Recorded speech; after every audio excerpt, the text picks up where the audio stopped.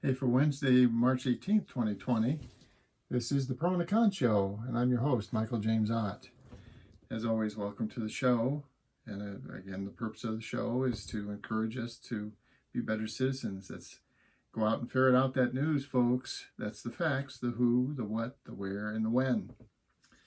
And today's show is dedicated, I think it's going to be a fairly short show, but it's dedicated to this the coronavirus that's going on. And so the government response right now, because here are some things that are true. So one is the virus, the coronavirus, can survive on surfaces.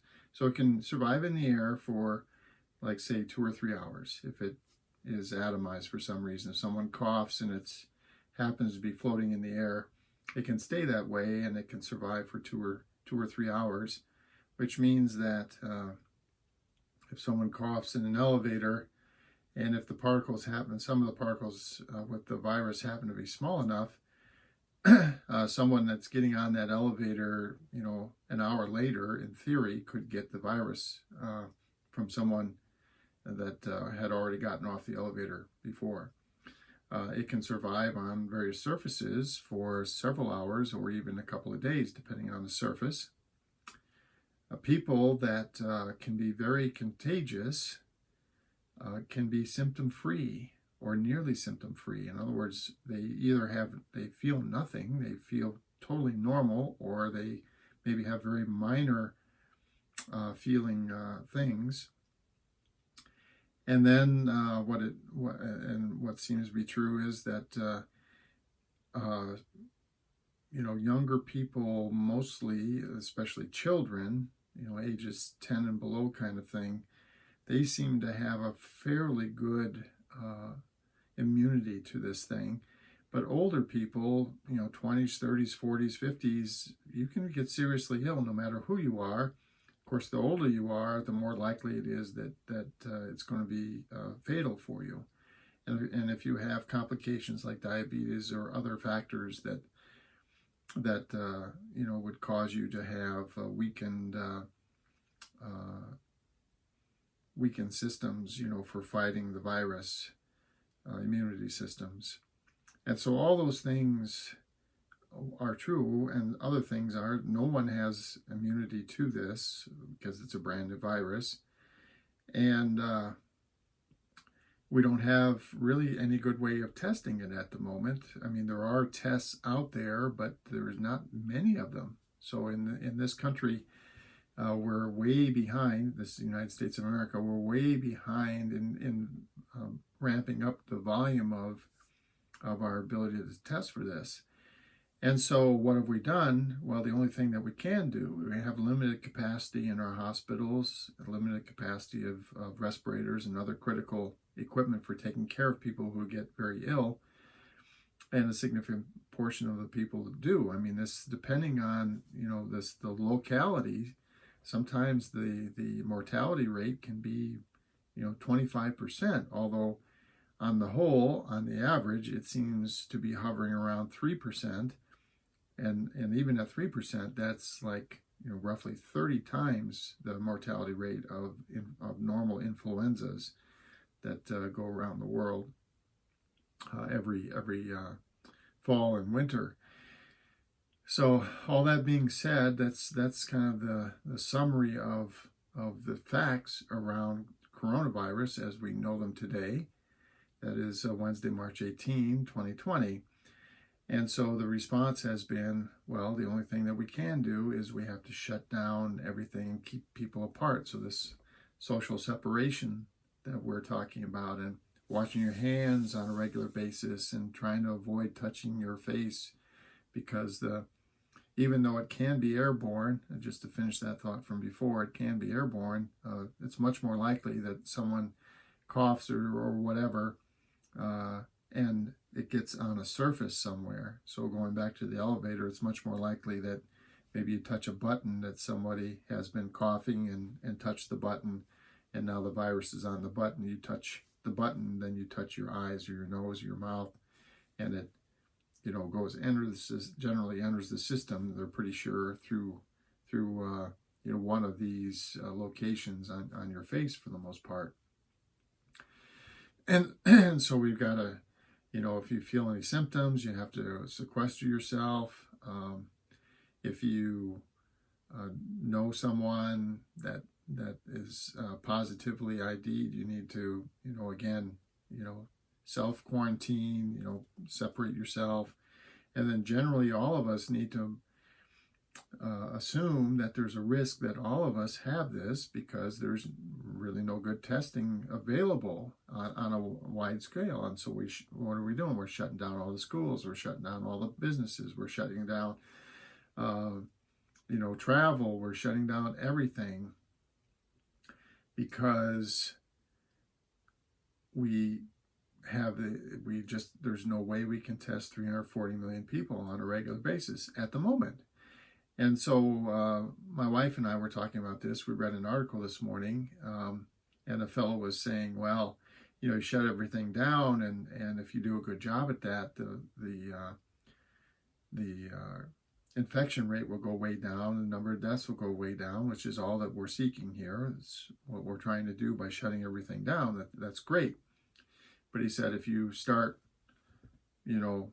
relaxing that again, you're going to be just in trouble immediately, because you can't, because now it'll start spreading again. People will start shaking hands. People will start whatever, talking to each other, coughing on each other, whatever, and it'll just take off again. And so he was, the person that wrote this article said, you're basically talking about having the economy locked down forever because of this problem. Well, so I beg to differ, and the title of today's show was testing. And the reason why it's called testing is because that's the answer, that's the solution.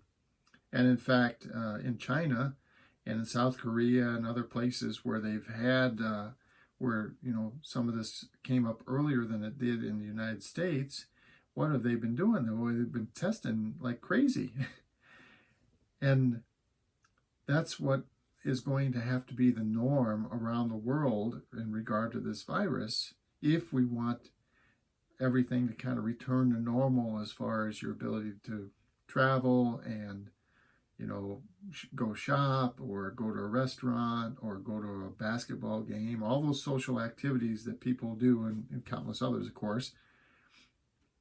We're going to have to rely on not, in the short term, we're going to do this quarantine stuff. But in the long term, we have to do testing on a massive scale.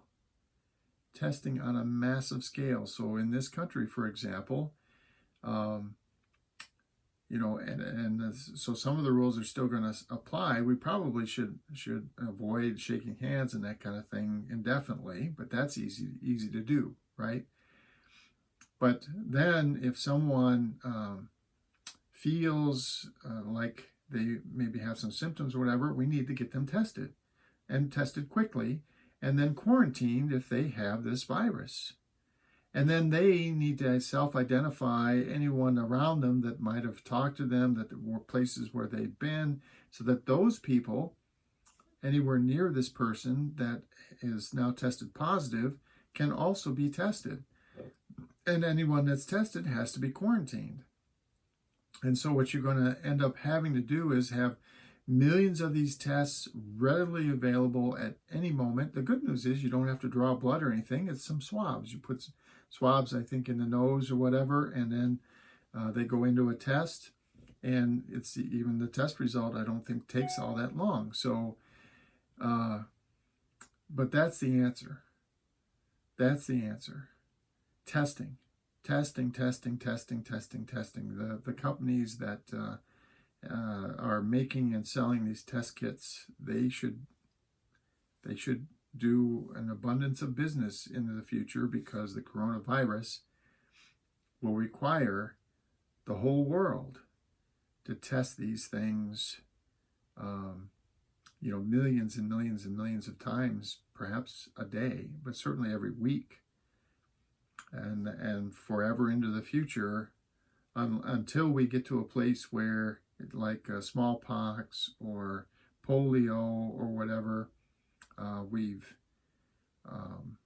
gotten to the place where it's basically eliminated from the planet and only exists in laboratories and that kind of thing.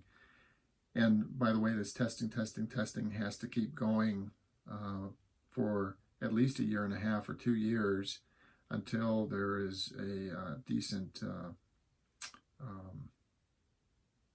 immune, injection that people can give. But how effective is that going to be? I don't know. All I know is that the testing is the answer.